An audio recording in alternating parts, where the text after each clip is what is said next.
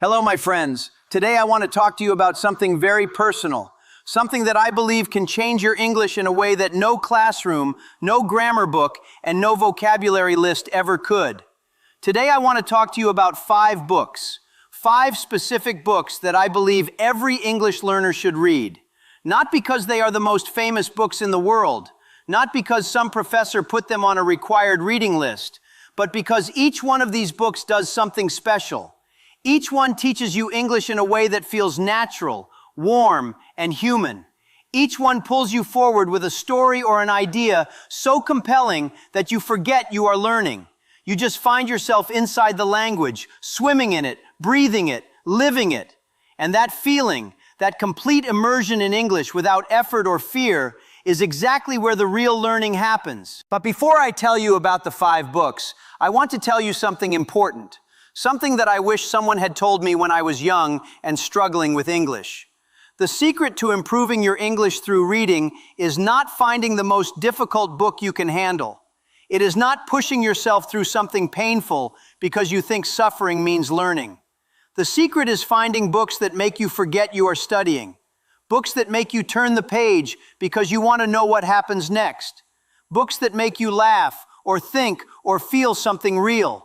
Because when a book does that to you, when it captures your heart and your mind completely, your brain is in its most open and receptive state. And in that state, language goes in deeply. It settles. It stays. It becomes part of you. That is what I want for you. Not just better English, but a love of reading that will keep improving your English for the rest of your life. So let us begin. The first book I want to tell you about is called The Old Man and the Sea by Ernest Hemingway. Now, when I say this name, some of you might think, that sounds like a serious literary book. That sounds like something for school. And yes, it is a famous piece of literature. It won the Nobel Prize. It is studied in universities all over the world. But here is what nobody tells you about this book. It is one of the simplest, clearest, most beautiful pieces of English writing ever created. Hemingway was famous for his style, a style that used short sentences, common words, and direct, honest language. He believed that the most powerful writing comes from simplicity, not from complicated vocabulary, not from long, twisted sentences, from clarity, from honesty, from saying exactly what you mean in the most direct way possible. And for an English learner, this makes his writing an absolute gift. Let me tell you what the book is about. It is a short book, very short. You can read it in a few evenings. It tells the story of an old fisherman named Santiago who lives in Cuba. Santiago has not caught a fish in 84 days. He is old. He is tired.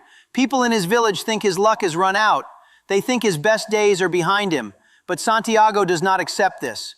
One morning he goes out alone on his small boat, further out to sea than he has ever gone before. And out there in the deep water, he hooks the largest fish he has ever seen, a magnificent marlin. And what follows is an extraordinary struggle, not just between a man and a fish, but between a human being and his own limits, between pride and humility, between strength and exhaustion, between hope and despair. The story is simple, but the meaning is enormous. And the English Hemingway uses to tell this story is extraordinary in its simplicity. Listen to how he writes. Not with decorations, not with complicated words, just clean, honest, direct sentences that paint pictures in your mind with perfect clarity. When you read this book, you are learning something very important about English. You are learning that power in language does not come from complexity. It comes from precision, from choosing exactly the right word, from saying no more than is needed. This is a lesson that will improve not just your reading, but your speaking and your writing as well. Because when you absorb Hemingway's style, you start to value clarity over complexity. And clarity is the most important quality in communication. Now let me tell you how to read this book as an English learner.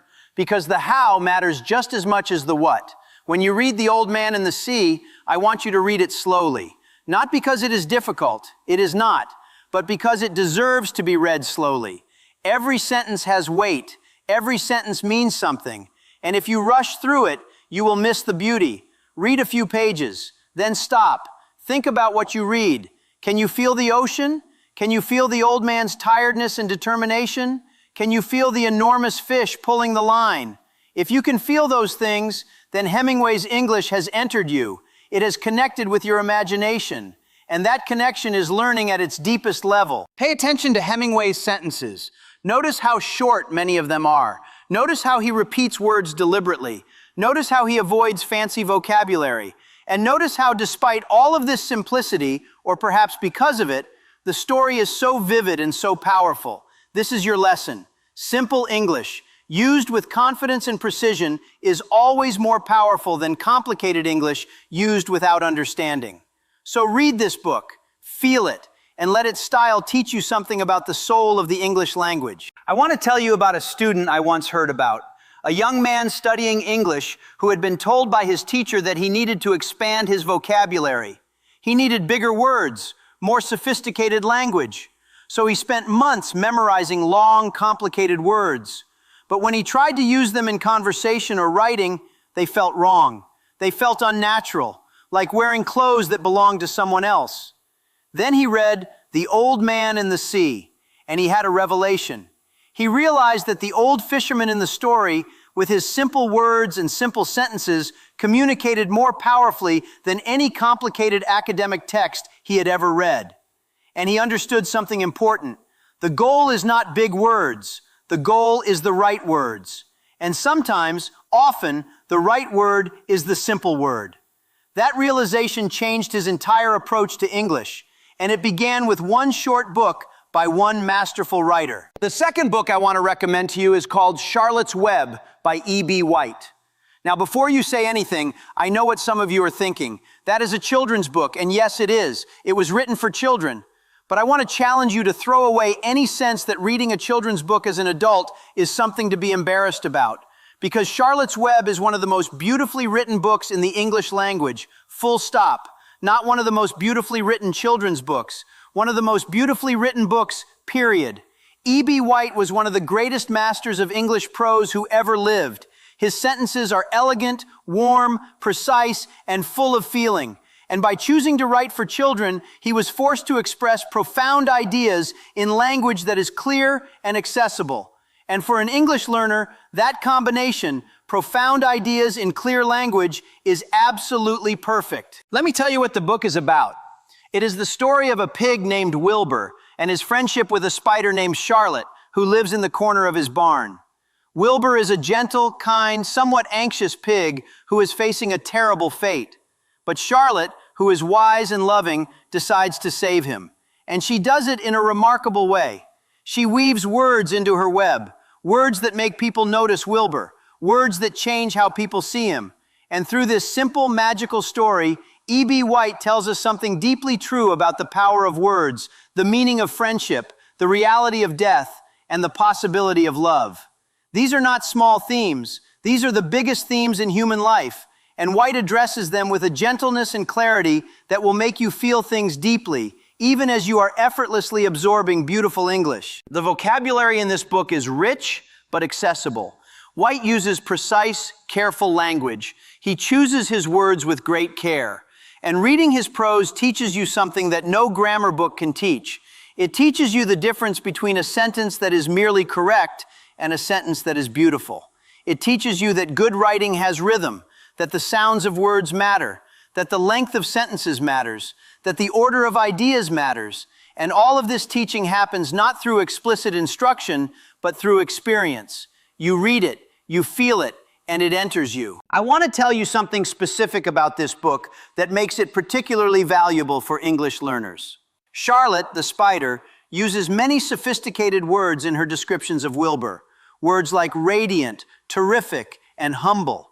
And each time she uses one of these words, the book shows you exactly what it means through context, through story, through feeling.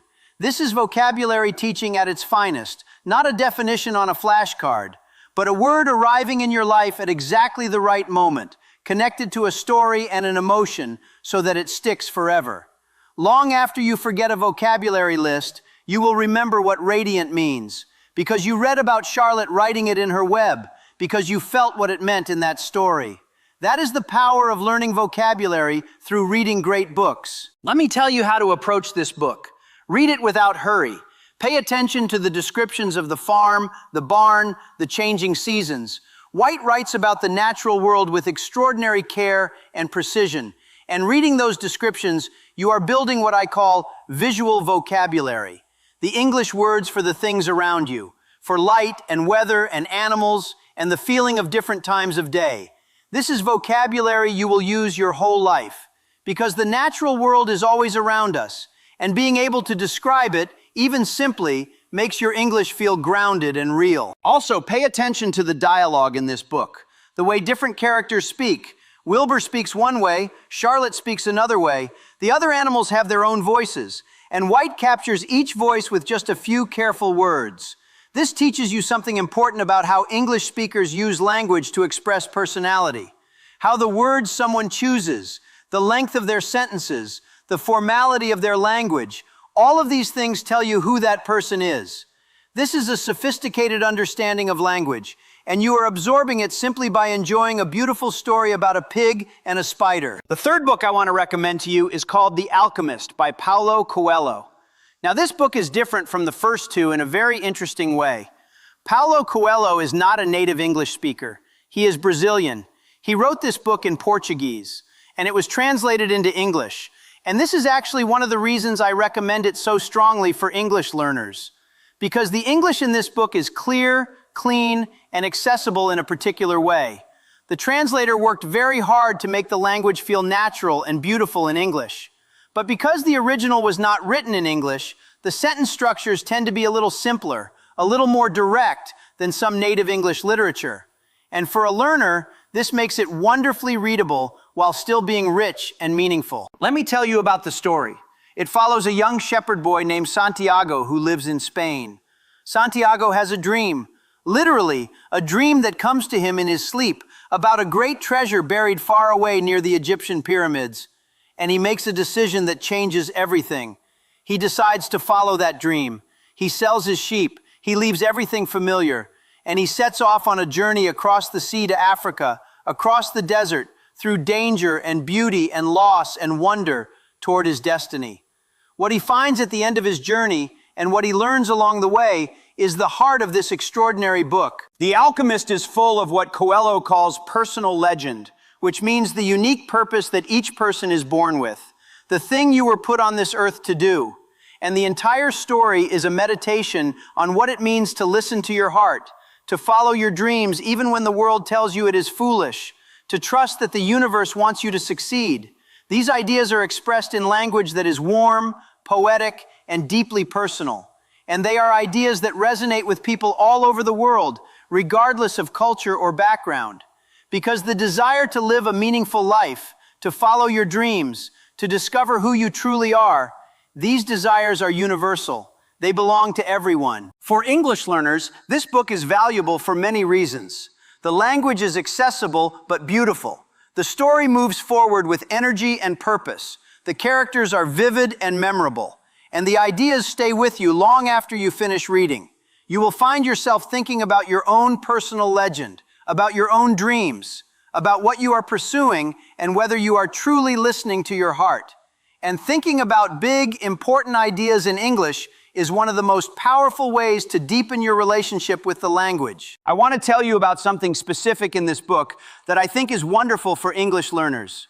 Coelho has a gift for expressing profound ideas in very simple sentences.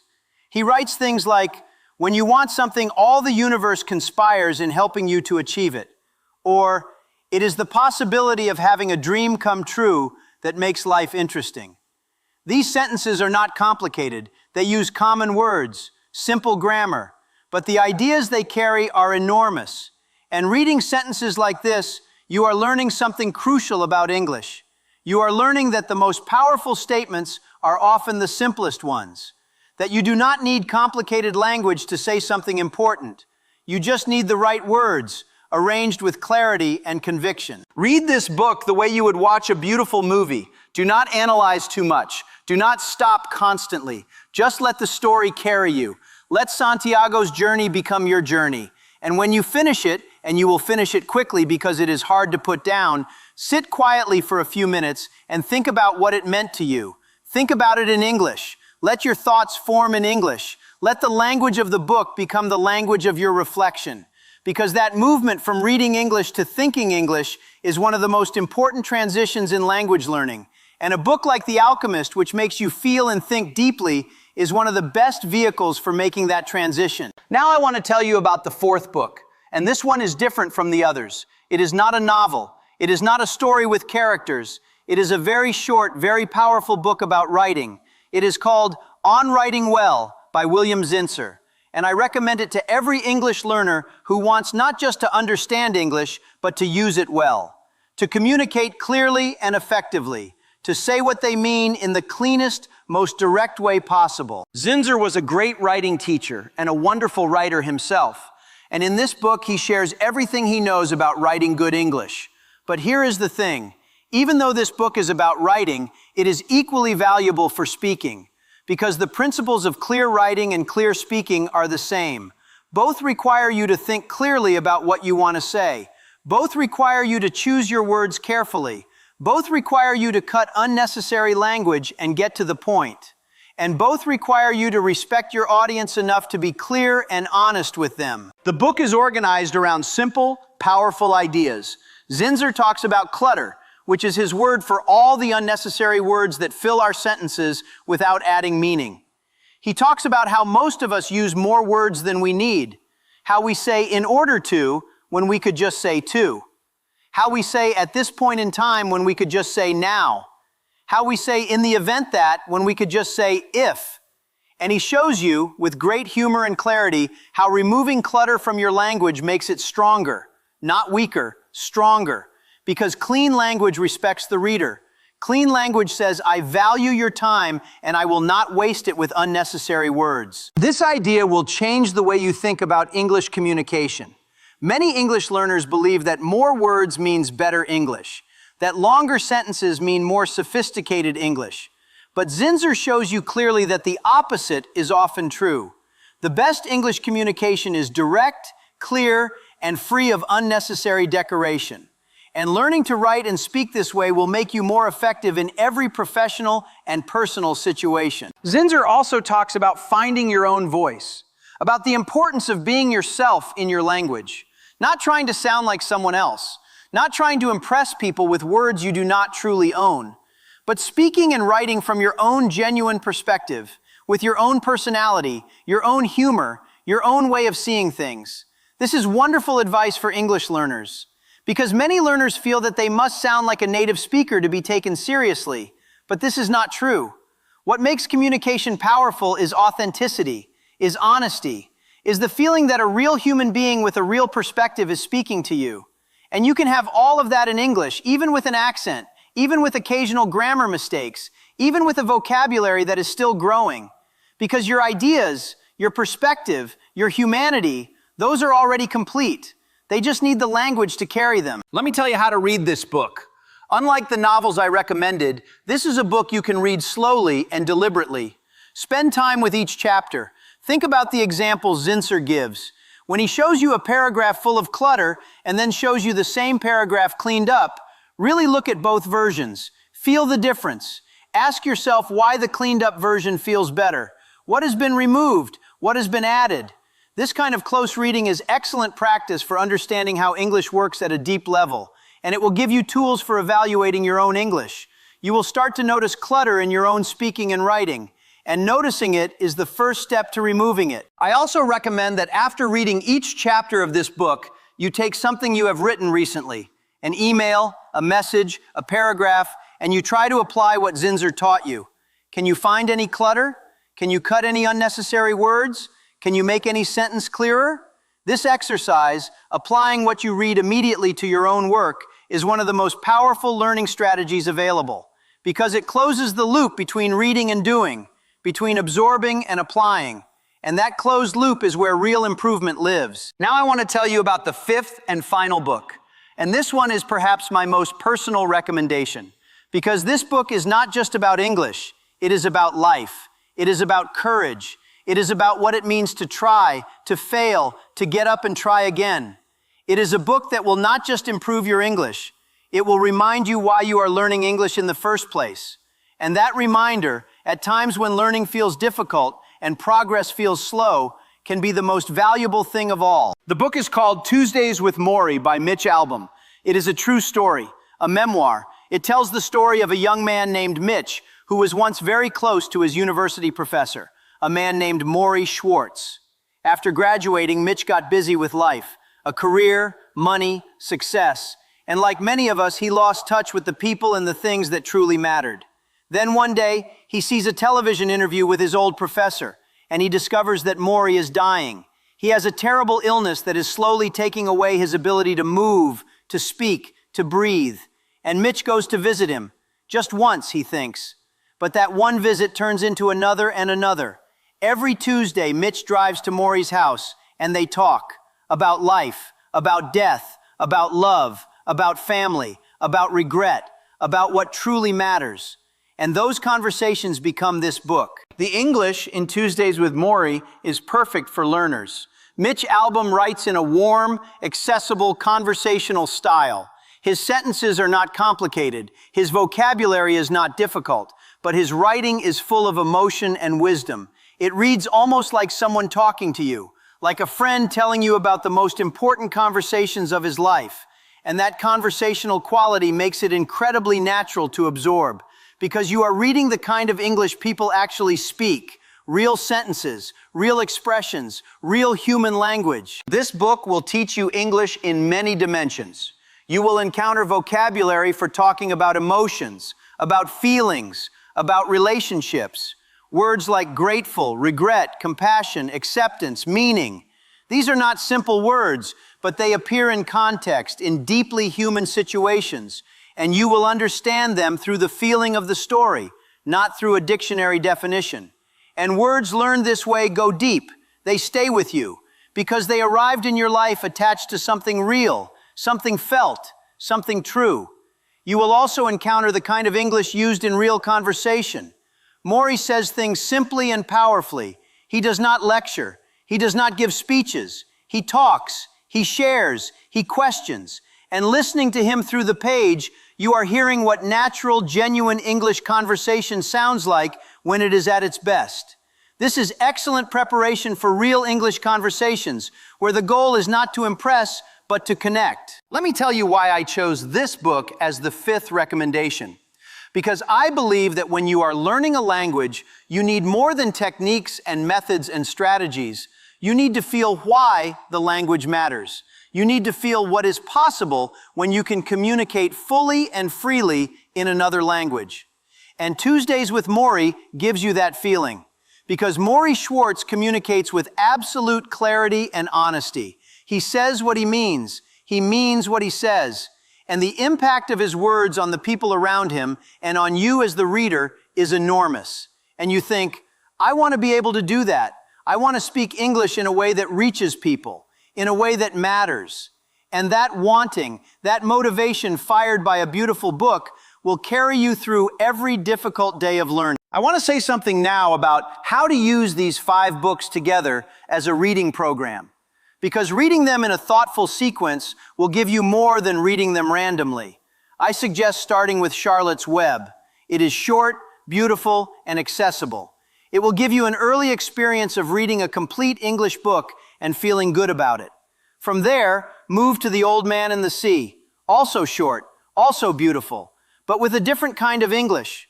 Hemingway's directness will complement White's warmth and give you a sense of the range of English style. After these 2 shorter books, you will feel ready for something longer. This is when to read The Alchemist. It will take you on a journey. It will keep you reading, and it will deepen your relationship with English ideas and emotions. Then read Tuesdays with Morrie.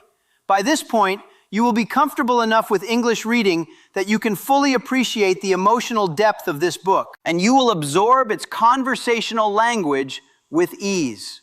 Finally, read on writing well. By now, you have experienced 4 different writers and 4 different styles. Zinzer's book will help you understand what made each of them effective. It will give you the tools to analyze and appreciate English at a deeper level, and it will inspire you to use everything you have learned in your own writing and speaking. Together, these 5 books will take you perhaps 3 to 4 months to read if you read for 20 to 30 minutes every day. And at the end of those months, your English will be different. Not just bigger vocabulary or smoother grammar, although both of those things will have improved, but different in a deeper way. You will have a feel for English that you cannot get from any other source. You will have lived inside 5 different English worlds, 5 different English minds, 5 different ways of seeing and expressing human experience. And all of that will be part of you, part of how you think, part of how you speak, part of how you communicate. Before I finish today, I want to address something that I know some of you are feeling right now. You are thinking, this sounds wonderful, but I am not sure my English is good enough to read these books. I am not sure I can do it. And I want to look at that thought directly and honestly, because that thought, that feeling of not being good enough yet, is one of the most common thoughts that holds English learners back, and it is almost always wrong. Think about what I told you earlier. You do not need to understand every word. You do not need to understand every sentence. You need to understand enough to follow the story, enough to feel what is happening, enough to be carried forward by the meaning. And with the books I have recommended, which are all written in clear, accessible English, that level of understanding is well within your reach. Even if your English is at an intermediate level, even if you sometimes feel uncertain and confused, you can read these books. Will there be difficult moments? Yes. Will there be words you do not know? Yes. But there will also be moments of beauty and clarity and connection that will make every difficult moment worth it.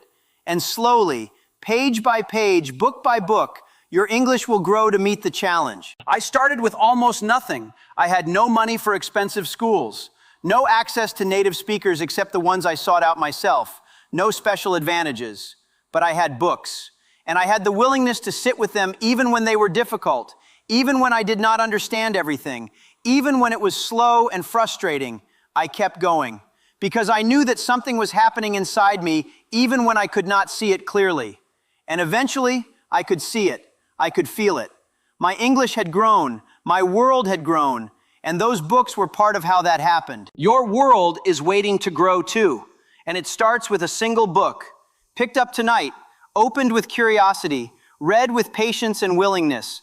These 5 books are not just language lessons. They are doors. Each one opens onto a world you have not yet visited.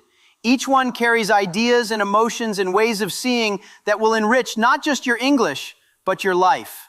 So take them one at a time. Read them with your heart open. Let them teach you not just language, but living. And remember this, every page you read in English is a gift you give to your future self. A future self who speaks more clearly, thinks more richly, connects more deeply, and sees a bigger world. That future self is not far away. It is just 5 books away. Start tonight, open the first page, and let the journey begin. Thank you, my friends, for spending this time with me today. I hope you feel not just informed, but inspired. Not just taught, but moved. Because that is what great books do. They move us. And the beautiful thing is, they can move us in any language, including yours, including English. Go find your first book, start reading, and I will see you in the next one.